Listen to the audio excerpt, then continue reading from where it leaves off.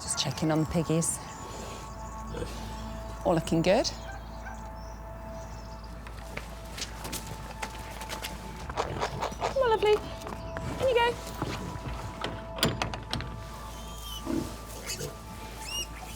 Morning, Julia. Morning, Pearl. Debbie, you're so noisy. There we are. Hello, handsome. 100 years ago, there were 28 farms in this area of South Bristol alone, and it's down to 1 now. So 27 of those farms have disappeared under housing or development. So, you know, I've got to fight like hell for that one last farm.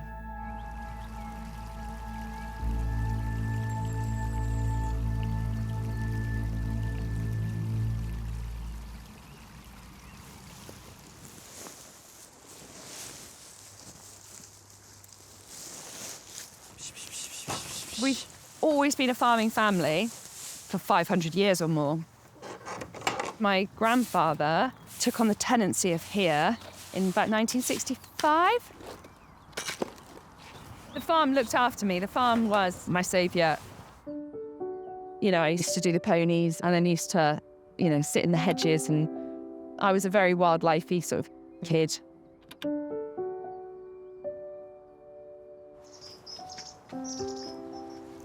Can you hear that?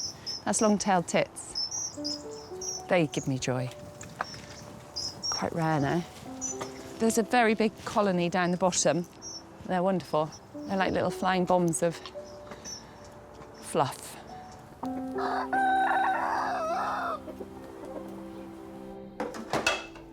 I've been fighting on and off for the farm for 22 years. So it's a long time.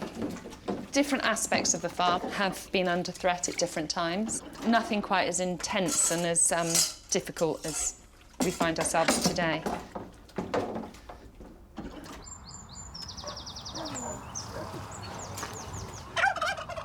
It's lush to meet you all.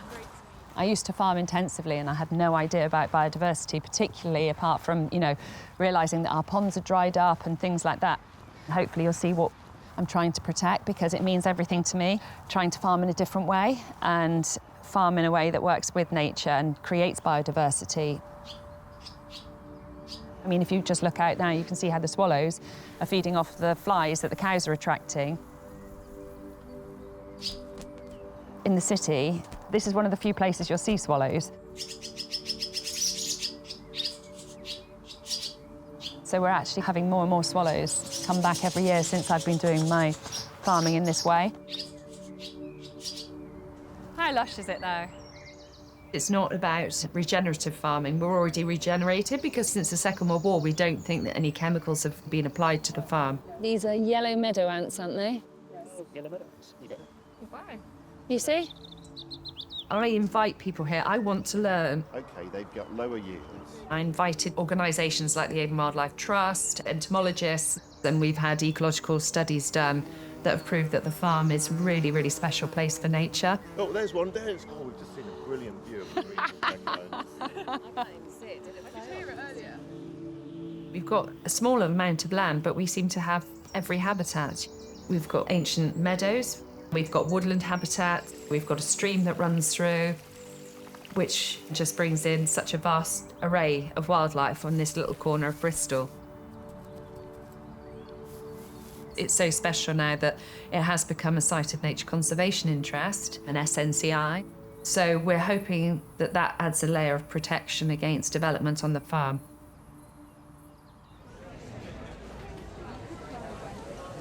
Two sausage, one with onions. 38. Do you do bacon and egg? Yes. Yeah. One bacon and egg. In fact, 2 bacon and eggs, please. Yeah? Hi, Catherine. Oh, hi, George. How are you? I'm good, and you?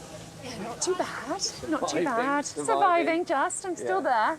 All I keep thinking is, I'm still in the same position I was yesterday. Nothing's changed. You know, it's kind of like that, isn't it? Yeah. You've got the world on your side anyway, haven't you? I think so. There could be another storm on the horizon, but I won't tell you about that yet. The farm was 60 acres until the start of this year. I've been evicted from 13 acres by the private landowner who wants to build houses here. And now there's another threat to the farm.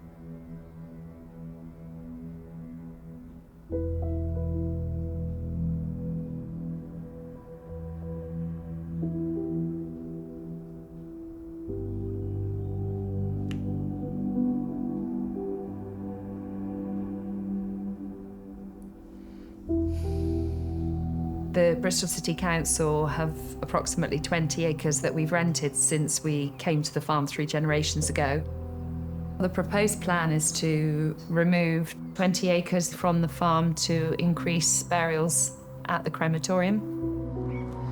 If the crematorium expansion happens, where we're standing now will be huge drainage pipes coming from 2 different directions, and then they will be coming around on a right angle with this tree trunk, this ancient oak here. It's absolutely stunning and thick with life. The impact of the proposal is unknown, but probably devastating. I won't be able to go over and see that land when the diggers are there. The soil has not been disturbed for hundreds and hundreds of years. You know, it is so alive. It's all so short-term thinking. It's so many millions they're having to spend on it, and they're destroying an SNCI that will have 30 years to make up to the baseline figure where they are today. It's not good enough. It's not good enough when we know we're in an ecological emergency to let precious habitat go. I won't just sit here and watch nature be destroyed. I'll do everything I can to try and protect it. I was just going to run through what I've written. I have emailed the council to say we are in dispute regarding the land at Yew Tree Farm. My supporters have started a petition regarding the crematorium expansion and the habitat destruction to take place. 2,320 signatures in less than 48 hours. It's okay, isn't it? Yeah, anything else? Any other ideas? I'm very tired today. Very, very tired. I'll give you 10 reasons why they can't do something and no reason why they can. I've got her number somewhere, I just can't find it. There we go, I've got it.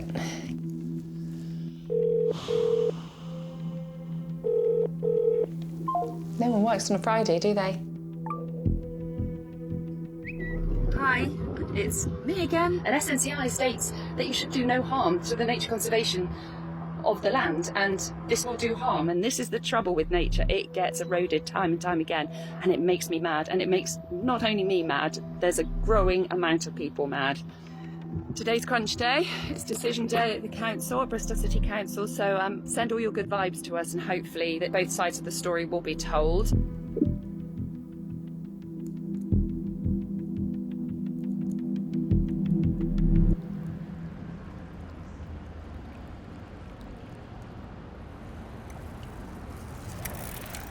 The reason why this application is being put forward is because there is this urgent need, there's this duty on the council to provide additional burial space for the next 15 years.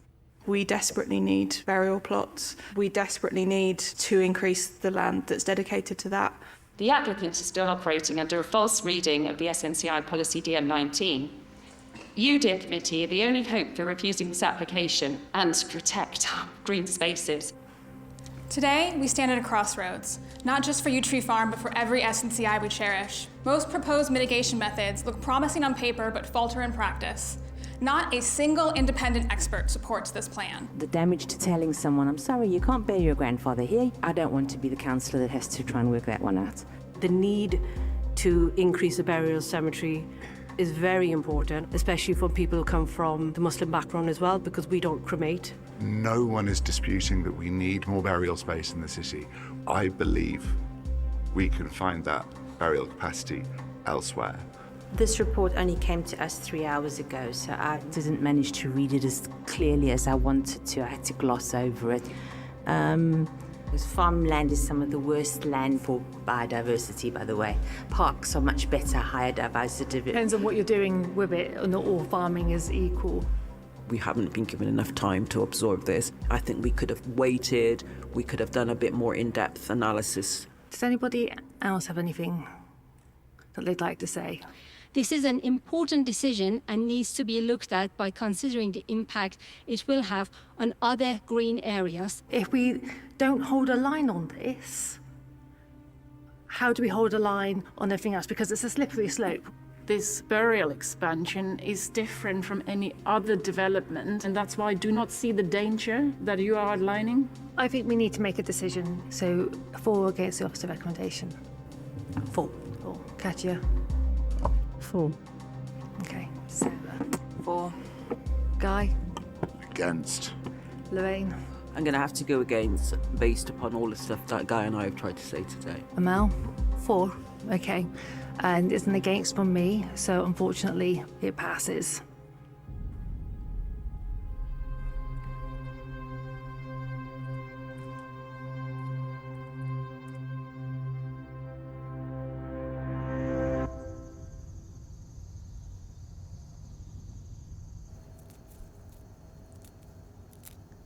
Feels like I'm constantly on hyper alert, and it's not healthy for anyone. It's difficult to concentrate on tasks and really fully give them 100% because you're always thinking in the back of your mind, you never know. With the sound of a tractor, the sound of wheels, something could be happening here.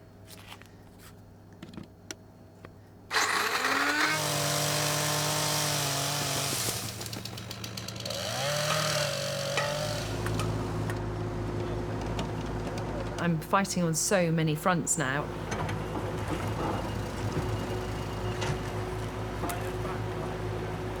This field in front here is owned by an investment company in London. I've been evicted from this land now. We're trying to promote building 200 houses here.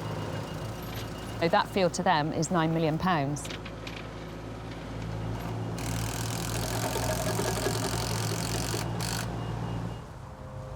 So they've actually completely destroyed the ancient hedgerow.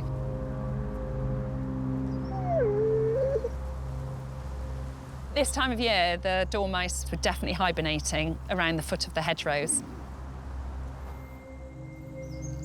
Some of our hedgerows are incredibly wide. They're like small woodlands. The bats use it as their reference point and travel along it, as do butterflies, invertebrates. Animals shelter their birds' nest there. They're incredibly important.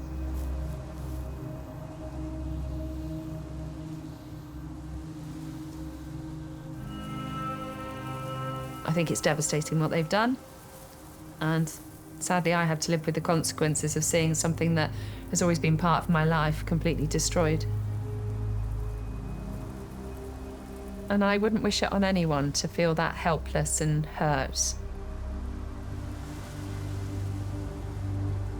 And then you just think, well, that's the price for caring about something, isn't it? I'm not broken quite yet.